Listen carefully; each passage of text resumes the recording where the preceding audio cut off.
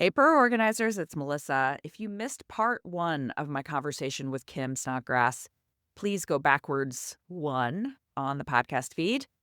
And if you are just joining us from part one and going straight into part two, then I'm going to give you just the teensiest bit of overlap.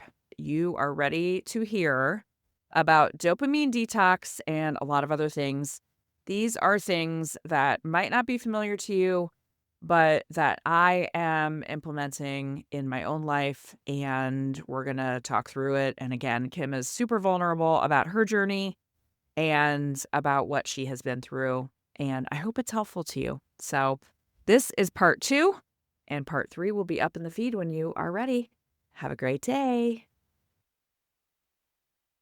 December is my month of learning how to reset my nervous system.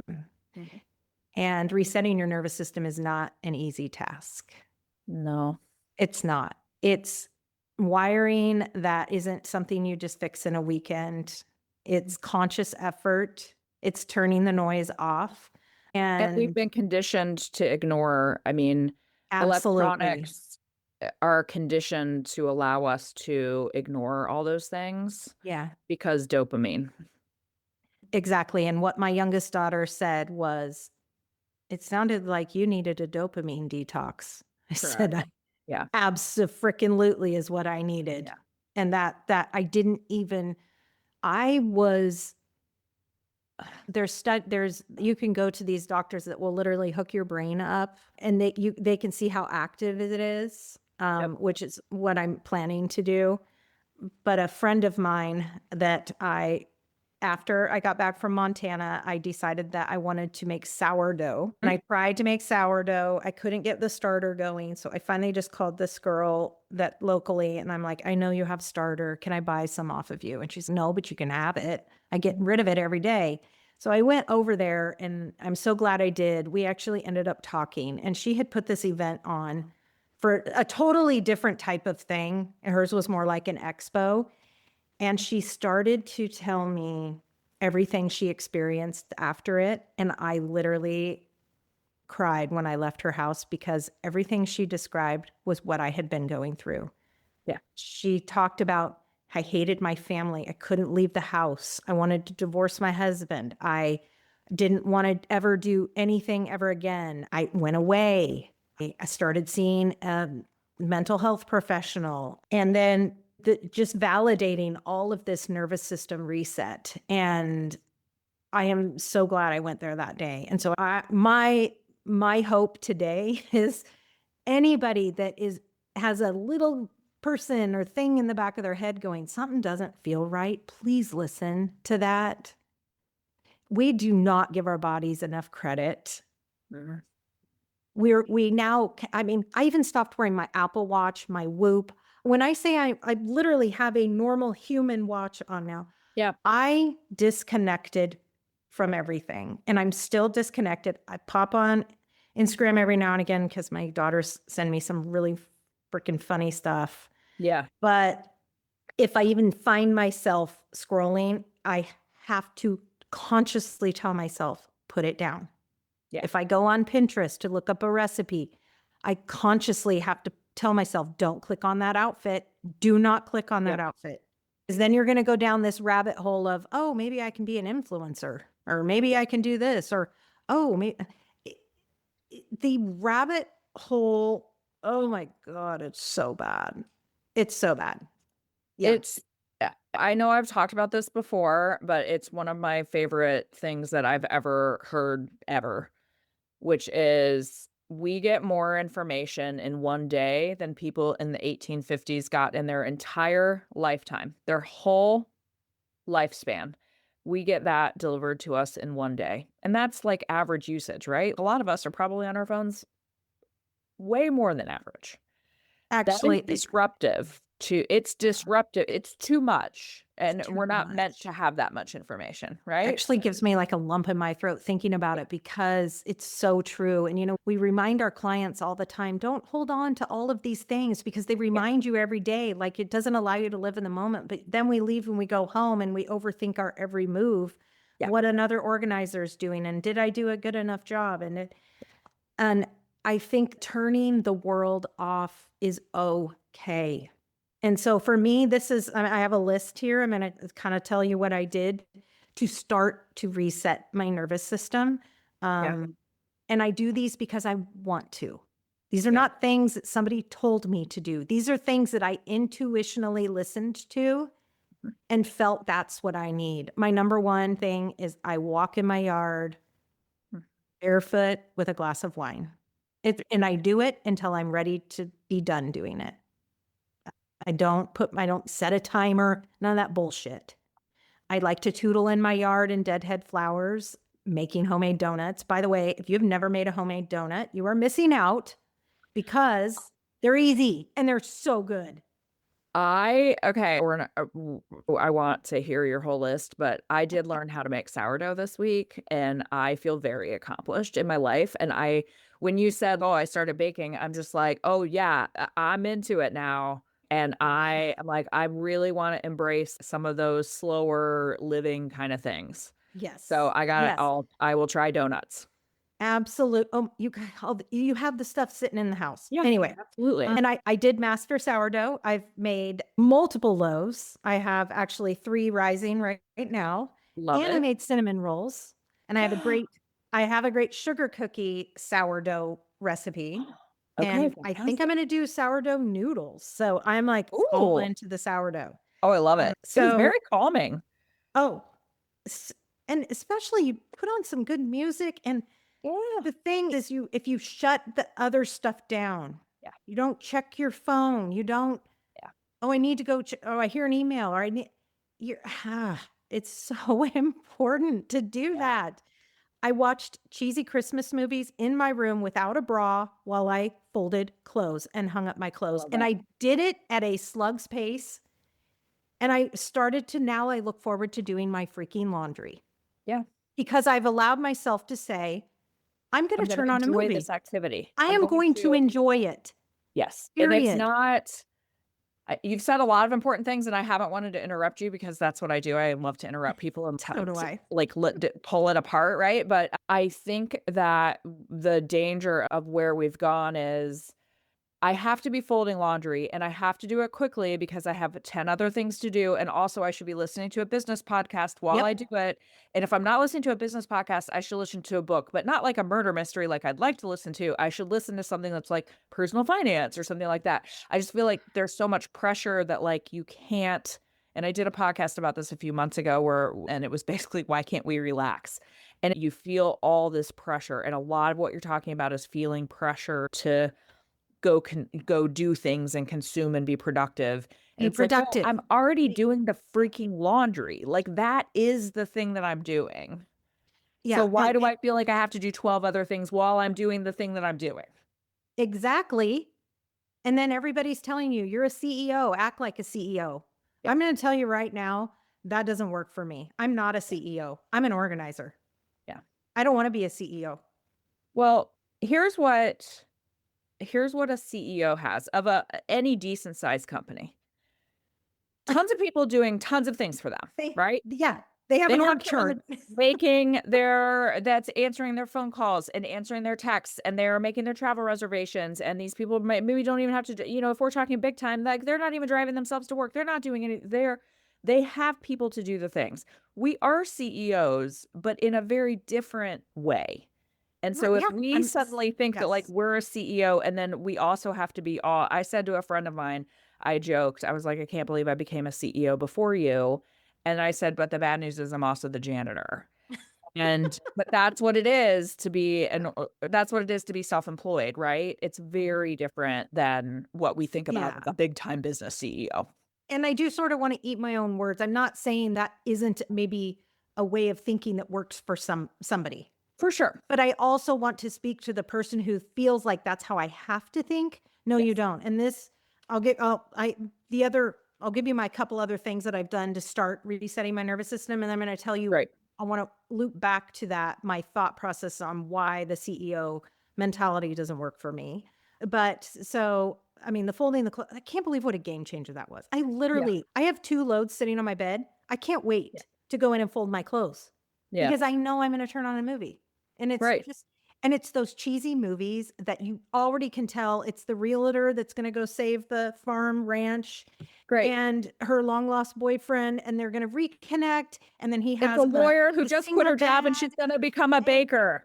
and then at the end, everybody's side by side, like they're Yep. taking, a photo and the camera's panning on them and they're pretending oh my gosh, it's so predictable. It's great. Love it. It's But I can fantastic. walk away for a minute and I don't feel like I'm missing something. So Yeah. that's why I love the cheesy movies.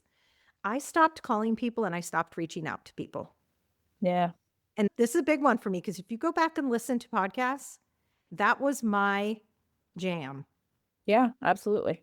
But here's my thing, and I'm not saying I will never do it again. I wasn't I was doing it because I felt like I had to. I wasn't doing it because I wanted to anymore. And there's a really big difference. When you feel like you're forcing yourself to do something, that's a little bit of a yellow flag of, whoa, what's going on here? There Don't have to do what you did a year ago does not mean Yeah. you have to keep doing it. Also, just because you used to like doing something does not mean that you have to currently like doing it. Or you could say, Exactly. that was a season.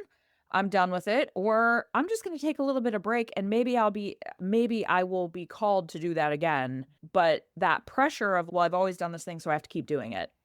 Release yourself Exactly. of And that. I learned that from my clarity coach. She said, Kim, I got really bad news for you. Nobody gives a shit. Yeah. Nobody's going to miss you. I'm telling you right Yeah. now, nobody's going to miss you. And she's right. Not that I don't think that people care about me or I have friends, but everybody is also in the trenches of their own life. They're not going to go, gosh, Kim hasn't texted me in a while. No, they're not. Maybe if they drive past my house. Also, as I like to remind people, the phone works both ways. Both ways. So if you Yes. have someone that you're always the person, and by the way, we'll all have a lot going on, right? So w- you might be that person that you feel obligated to like always keep things together. But I had a friend one time that's like, you haven't texted me in a really long time. And I was like, I'm right here. If it's bothering you, you also didn't text me. So I don't really know what to do with that. Yeah. Yes. So And and I think it's a good way for you to figure out sure. Oh, who's sure. really important to you. And also, that doesn't mean you go into victim mode. That doesn't mean the world's No, against you. That doesn't mean everybody hates you. no. You don't need to turn into a curmudgeon, but it's just okay. It's okay to go off grid for a little bit. It's Yeah. okay. Totally I think okay. And you don't have to explain yourself when you do reach out to somebody. You don't have to say, I'm sorry, I've been MIA. yeah. Hey, what's going on? I mean, I it's saw all a thing about setting that your nervous system. I saw a thing one time that said, self-care is okay, going off the grid's okay, declaring your own death and entering the witness protection program is okay. Like it's like Pretty much, yes, but pretty much what I've also done. you are allowed to have those seasons and to say, I don't feel like engaging with people right now. So here's the most wonderful thing that came from all of this is I fell in love with organizing again. I love So in when I went away to that house, of course people are going to stalk you on social media, right? Well, she figured out I was an organizer. Sure. So she said, "Would you be willing to organize my kitchen and my pantry for me?" And I at first was like, "Oh, I just want to go away." But then I went, "No, because I'm there for 10 days. Why not? I could Sure. do it at my own pace. I Yeah. could You do it could do with a an hour glass a of day wine." if you wanted to. Yeah. I can do it. Yeah. I don't have to do it between certain hours. And I absolutely fell back in love with it. That's awesome. And because I text you very soon, very close to that time, prior to that time, and said, I hate organizing. I Good. hate it. I don't want to do it anymore. I hate everything about it. Yeah. And I fell back in love with it. I realized that I had not respected my own personal boundaries and my own business boundaries and my own organizing boundaries. I had let too much literal crap in that I was not mentally prepared and capable of handling. And so I fell in love with organizing again. So I got back from there. That was in mid-November. And then in first week of December, I got a 911 from a client that lived in Oregon, had moved to San Luis Obispo, California, and said, I know this is a long shot, but would you come down and help us? And I went, hell yeah. Heck yeah, I will. So they paid for me to come down there. I gave myself extra days Gorgeous and there. It's a great oh, place to it was be. 85 degrees and Yeah. sunny. The Christmas decorations just look prettier there. Yeah. And again, I love this family. And I was like, I do love organizing. Like, I really do love it. And my youngest daughter ended up coming for some of it with me. She had a rough week at school and plane tickets were reasonable. I said, just come down. So Yeah. she popped down. It turned out to be absolutely wonderful. And it made me realize that also opportunity, there's a difference between taking opportunities that we don't want to take, but we feel like we have to take, and not taking opportunities because we feel like we don't deserve them. And I would have usually just thought, no, I can't do that. That's too close to Christmas. Or I'm out, I should be home prepping for my family and I should be. And I just was like, no, I Yeah. want to go and organize. And so I'm Every going to do it. everything you just said too started with I should. I should, I should, I There is no should, I should. should. There is either you want to or you don't. And I do have, that's not saying that you just, I know we have to survive in this world. I Yeah. get that. That's not There what are I'm saying. boundaries, There but are boundaries. Now, and this is my final bit, and then you can interrupt the hell out of me. okay. Listen, I do not have scientific facts. Okay. This is just, all this stuff is what I felt like I needed. That's it. And I want to give people a permission slip to do that for themselves, to listen to your inner self, period, and to get creative with your life. You don't have to live your life a certain way. And this is my example. I've been given an opportunity to possibly get my old job back in Florida. And when you ask somebody that lives in Oregon in the middle of hell season here, if they would like to have their job back in Florida, that's really hard to say no. But I didn't say yes and I didn't say no. I said, I want to fly down.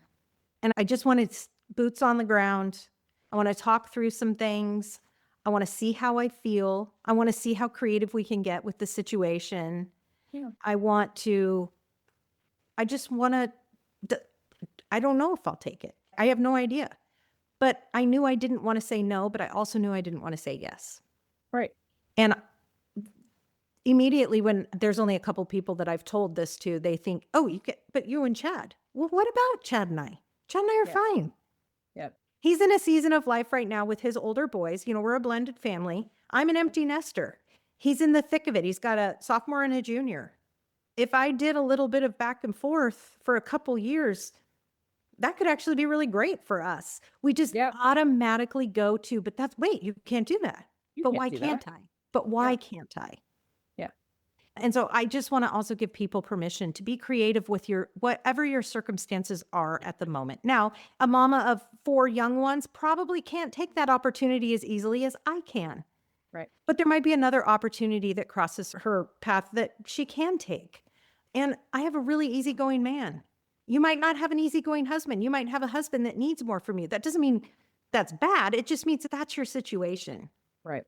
But there might be some other way to make your situation creative that makes you still thrive. And and I think you can think a little more creatively, and what works for you and yourself or your family is shutting out the world.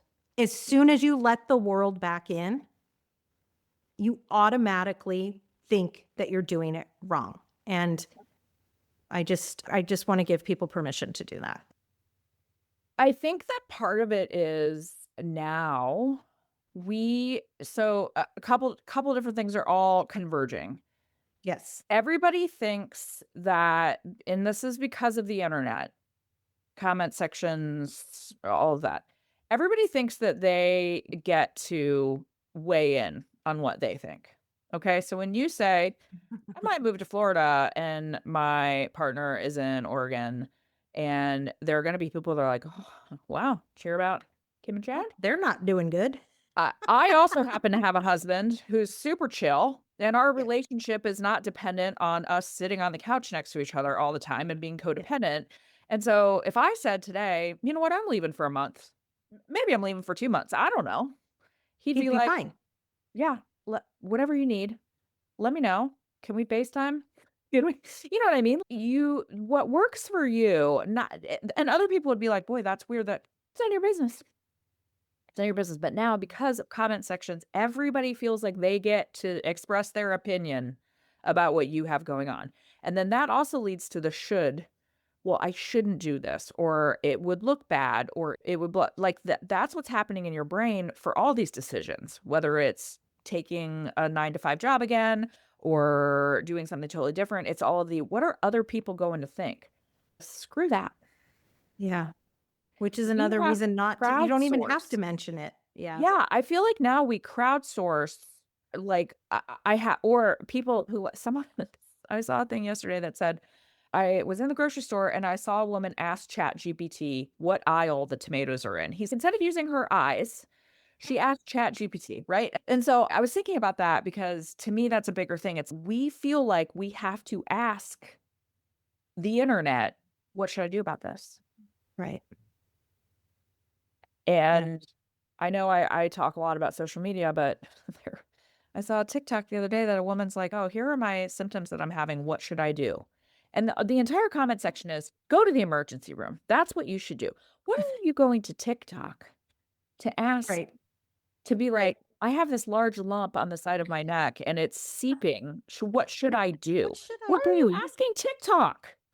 But I feel like we do that about so many parts of our life Mhm. because we've been trained now to do that. And I will bring this back to organizing and starting a business or being in business, no matter where you're at in your business. Teams, no teams, 20 years, 5 years, 2 years, thinking about it. I also, opportunities that we allow ourselves to take can sometimes present new opportunities that we didn't even know were something that could happen. So this happens to be now I have this pet house sitting thing of, okay, well, I could go do pet sits, and if somebody wants some organizing, I can make some money. Yeah, And I have another one. And the Montana girl wants me back. yeah, And I'm like, I never thought I would travel so much to do organizing, but I love it yeah, because I just do it and then I go home right, and then you're done. and I'm done. And then I sent you a picture, and this is going to be, I want to talk to all my overthinkers out there, which is probably everyone. When I went to California to do this organizing job, simplification is just my thing right now. There is no need to overcomplicate everything. Yeah, And the first thing an organizer is going to think if they're traveling is, oh my gosh, I'm not going to have my bag. yeah. I didn't have Well, my not me bag. because I don't bring anything, but I yeah. know you don't. I didn't have my labeler. I had Right. nothing.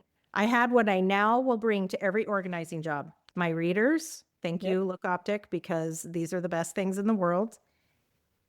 My mini measuring tape Yeah. and my bottle opener. Yep. That's it. That's my bag. And I would argue you don't even need to do that because you can just get screw top wine. That's a good point. Yeah. Didn't even think about that. Damn it. But See, you I can know get there her are people simpler. yeah, see? I know that there are people who think I'm completely insane because I show up with No, myself and my phone no. and some water, and I'm like, "No, because 'cause we're" But yeah, I that's my main thing, like, when I coach organizers, my main thing as a strongly type B person is, "Let's all chill out a little bit. a Let's lot. chill out, like, a And lot. Let's dial it back." Because 100%. And I'm not going to throw any business names under the bus at all. But my clients did call another organizer a quite large and I franchise. was cleanup. Yeah, I yeah. was I've had cleanup. to clean up their work as well, so And I was absolutely taken back by what was considered organizing for a move-in client. you I was embarrassed. I actually apologized to them for this because I thought this gives organizing such a bad name. So I had a the very last similar thing, experience with the same company, and you did send me the pictures, and I was like, "Wait, what? yeah, the Pardon?" last thing this family needed was product and Yeah, labels. That is the last thing they needed. right. They needed calm. That was what they needed. But guess what? a lot of people think. So whether it's bringing 212 things with you on the job or whether it is, I think a lot of organizers fall into the trap of this is what I have to do No, you because don't. all the other organizers are doing. I have to put in the amount of product that certain other company would do. Or I have to go spend $2,000 at the Container Store for this client, otherwise it's not a good job. That is not right for every client. But They that's didn't want it. also a Yes. shoulda. I think that's something that's also been Or I influenced should. by social Yep. media of this is how I'm supposed to do things. Oh, I'm not saying that product can't be used because they had product Super from when I important. Yeah. organized their house in Oregon, but it was after we figured out what we were trying to accomplish. And the exact product that I used in Oregon was repurposed, that was put in a bin out in the garage from Yeah. said other company. I took it out of the bin and properly put it where it should have gone in the first place. So, to our sweet organizers out there, it's also okay to do. If you love product and your clients all into it, great. Yeah. But don't feel like you have to. You just don't have to. I think that so the word that I kept coming back to, I wrote it down, was obligation. I think that there are a lot of parts of what you said that are feelings of obligation of, "I have to do this, I have to do this, I have to do this. In order to be a business Yes. owner, I'm supposed to do this, I'm obligated to do this," or I think because we're coming off of the Christmas season, there's a lot of stuff right now about people who've been very unhappy, like, traveling for the holidays, and every time I see a video, I'm like, "What then why are you going?" Don't Then don't because go. there's a sense of Right. obligation. Yes. Okay, I know that that was a little bit of an abrupt stop, but that's a good breakup for our 3rd episode. Thank you for joining us. I hope that this is something that is going to help you, and I hope that part 3 will bring it all home for you. If you're here for part 3, it's right above this in your podcast feed, ready to go. Thanks for listening. Have a great day, organizers.